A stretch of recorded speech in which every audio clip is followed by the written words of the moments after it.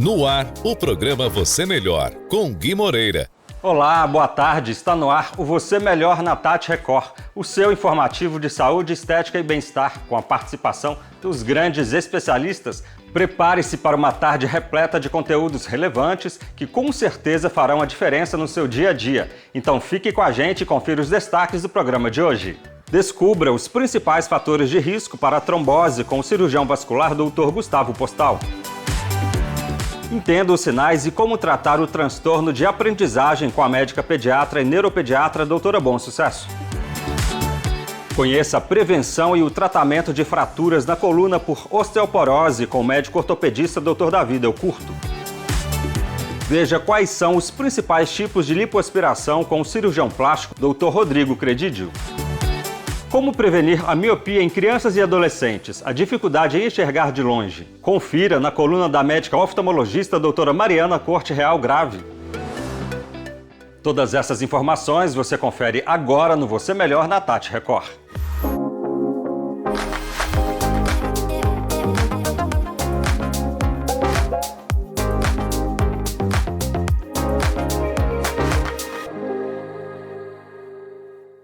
Uma condição provocada pela formação de um coágulo nas veias e artérias capaz de bloquear o fluxo de sangue e causar inchaço e dor. A principal complicação é a chamada embolia pulmonar, que pode ser fatal. Saiba os principais fatores de risco para a trombose com o cirurgião vascular Dr. Gustavo Postal. Olá, Gui Moreira, e a você que nos assiste. Hoje vamos falar um pouquinho sobre um assunto que muitos têm medo, a trombose. Ela é a coagulação do sangue dentro dos nossos vasos e pode acontecer tanto nas veias quanto nas artérias, devido a inúmeras causas. Os principais fatores de risco para a trombose são períodos longos de imobilidade, como viagens ou ficar em repouso por conta de procedimentos cirúrgicos grandes, traumas, câncer, gravidez, uso de anticoncepcional, coagulopatias, que são as doenças que afetam a coagulação sanguínea, obesidade, tabagismo, varizes, doenças arteriais e idade avançada. Em relação aos sintomas, é importante entendermos a diferença entre a trombose da artéria e da veia. Quando ocorre uma obstrução em uma artéria que irriga uma perna, por exemplo, a falta de circulação faz com que esse membro fique gelado, pálido, extremamente doloroso e corre o risco até de evoluir para uma amputação, se não for prontamente tratado. Já em uma veia obstruída, o sangue não consegue retornar para o coração e o membro acaba ficando mais inchado, vermelho ou arroxeado e por vezes até mais quente, com pouca chance de evoluir para uma amputação. O risco nessa trombose venosa é o coágulo de sangue se desprender da veia e ir parar no pulmão, causando a embolia pulmonar, que é bem grave. O diagnóstico da trombose pode ser feito por meio de exame físico do paciente, associado a ultrassom com Doppler e alguns exames de sangue. O tratamento basicamente é feito com medicamentos anticoagulantes. Em casos mais graves, a cirurgia para desobstruir o vaso sanguíneo é necessária. Caso você tenha alguma dúvida sobre trombose, não deixe de procurar seu cirurgião vascular. Até a próxima e curtam o fim de semana. Uma disfunção neurológica geralmente detectada na fase de alfabetização e que interfere na capacidade de aprendizado. A criança apresenta dificuldades em graus elevados na leitura, escrita e matemática. Entenda os sinais e como tratar o transtorno de aprendizagem com a médica pediatra e neuropediatra doutora Bom Sucesso. Olá, Gui Moreira, olá para vocês de casa. Hoje vamos falar sobre transtorno da aprendizagem, um tema que ainda gera muitas dúvidas. O transtorno específico da aprendizagem corresponde a um grupo de dificuldades persistentes no aprendizado e no uso de habilidades acadêmicas, com prejuízos na leitura, escrita ou na matemática, sem relação com deficiência intelectual. Os termos alternativos para essas condições são dislexia, disgrafia, desortografia e descalculia. O transtorno da aprendizagem costuma afetar cerca de 5 a 15% das crianças em idade escolar. A causa é multifatorial, envolve fatores genéticos, neurológicos e ambientais. A história familiar positiva, ou seja, o pai ou a mãe que tiveram dificuldade escolar na infância, são bem frequentes. Os transtornos específicos de aprendizagem são classificados conforme a habilidade comprometida e o impacto no desempenho escolar da criança ou adolescente. O diagnóstico é clínico e pedagógico, feito por uma equipe multidisciplinar, incluindo neurologista infantil, fonoaudiólogo, psicopedagogo e neuropsicólogo. Nesse caso, a avaliação neuropsicológica é muito importante para a documentação do quociente de inteligência da criança. O tratamento envolve suporte educacional especializado, técnicas de reforço cognitivo e terapia comportamental. O uso de medicações ele é reservado para comorbidades como o TDAH. A união entre médicos, terapeutas e escola é fundamental no tratamento do seu filho. Se ele vem apresentando dificuldades para ler de forma lenta, com muito esforço, não entende o que é lido, está demorando para alfabetizar, escreve faltando alguma letra ou tem dificuldade para dominar os cálculos, isso por mais de 6 meses, busque investigação, procure ajuda especializada. Espero você no próximo programa. Até lá! O enfraquecimento ósseo relacionado ao envelhecimento favorece o surgimento de lesões que podem causar dor intensa, limitação funcional e até perda da independência. Mas alguns hábitos podem ajudar a fortalecer os ossos e a reduzir o risco de quedas na terceira idade. Conheça a prevenção e o tratamento de fraturas na coluna por osteoporose em idosos, com o médico ortopedista Dr. Davi Del Curto.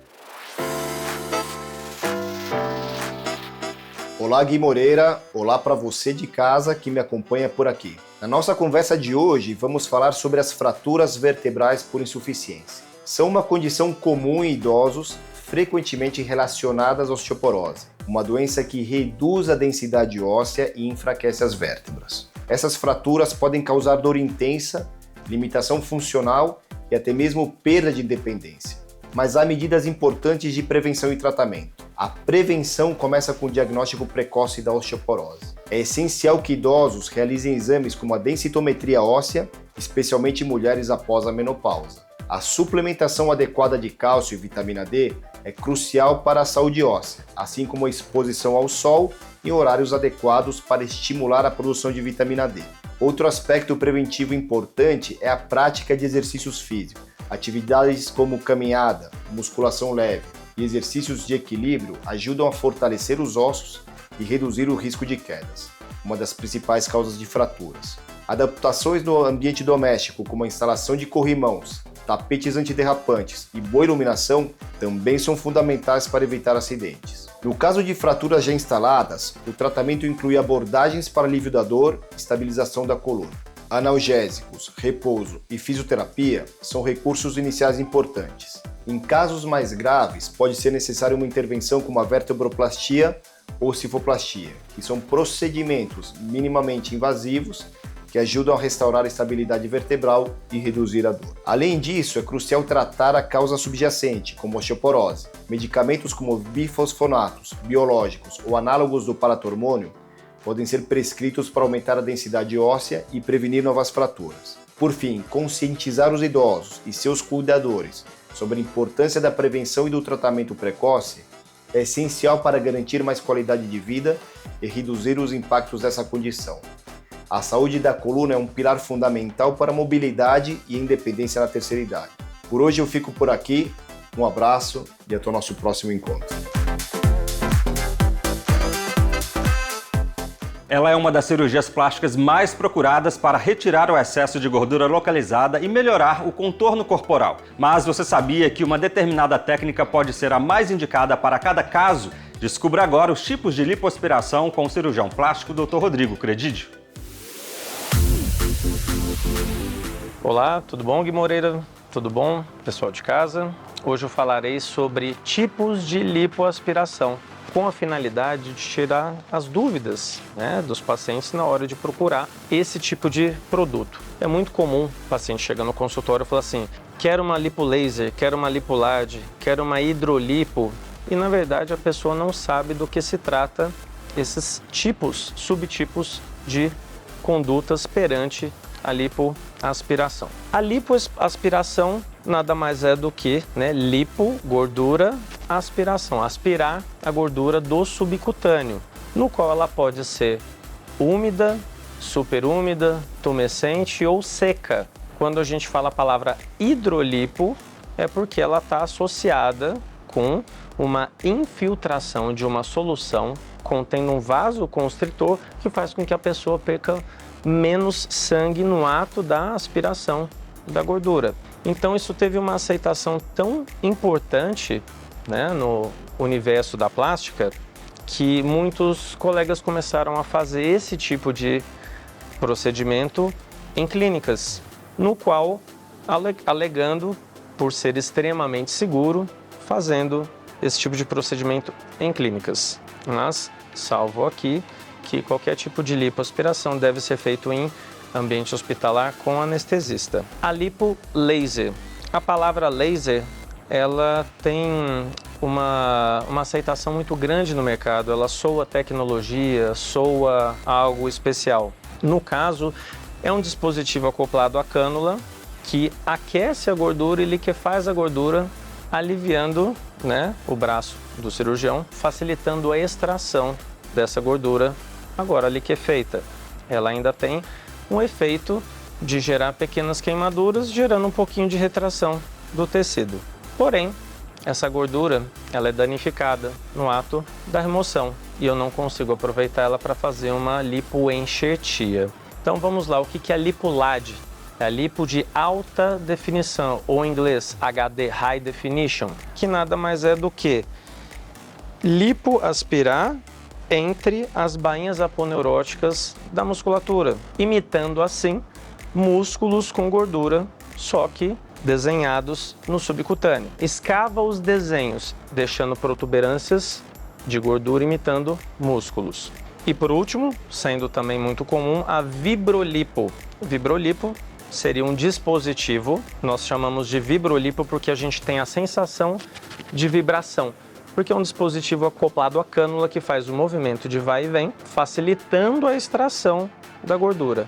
Isso alivia também bastante o braço do profissional, porque tem algumas pacientes que têm a gordura entre travas dérmicas, pacientes que têm uma predisposição a ter um pouquinho mais de tecido, né, conjuntivo entre as células de gordura, é mais difícil a extração. Então, para facilitar a extração, ainda mais numa cirurgia grande, né, de tratamento corporal, então ela é muito útil, a vibrolipo.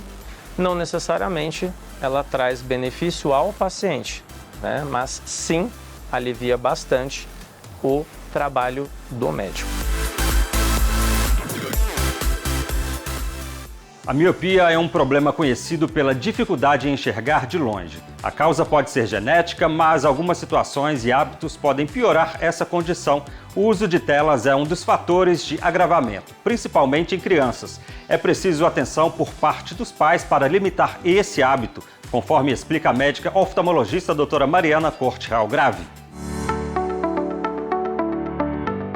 Olá, Guimoreira! Olá para você de casa que me acompanha por aqui. Hoje vamos falar sobre como tratamos a progressão da miopia nas crianças e adolescentes. A miopia é a dificuldade de enxergar de longe. Esse erro refracional é genético, mas tem fatores ambientais que ajudam a piorar a situação. Como falamos anteriormente, esses fatores são pouco tempo ao ar livre e muito tempo em uso de visão de perto, como no celular. O aumento da progressão da miopia está acontecendo em todo o mundo e hoje já existem tratamentos seguros para esse controle. Depois que comprovamos um aumento demasiado no grau e no tamanho do olho, temos que, além dos fatores ambientais, tratar essa progressão. Mas como fazer esse tratamento? Existem colírios próprios e liberados pela Anvisa para fazer esse controle da progressão. A substância usada é a atropina em concentrações específicas. A correção do grau com o intuito de tratar pode ser feita de 3 formas: com óculos especiais que corrigem o desfoque hipermetrópico periférico, com lentes gelatinosas de uso diurno.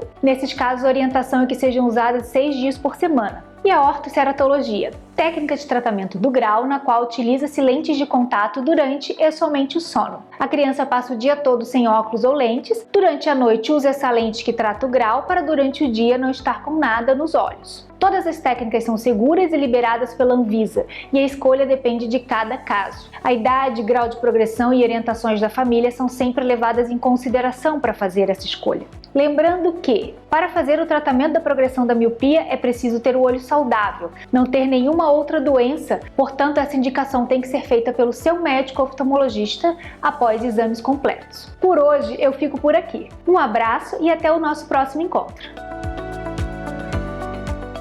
Chegamos ao fim de mais um Você Melhor. Que as informações e dicas de hoje tenham contribuído para a sua saúde e bem-estar. Lembre-se, cuidar de si é o primeiro passo para uma vida plena. Obrigado pela companhia e audiência. Um ótimo 2025 com muita luz, paz, saúde e prosperidade. Nos vemos na próxima semana aqui na tela da Tati Record. Até lá!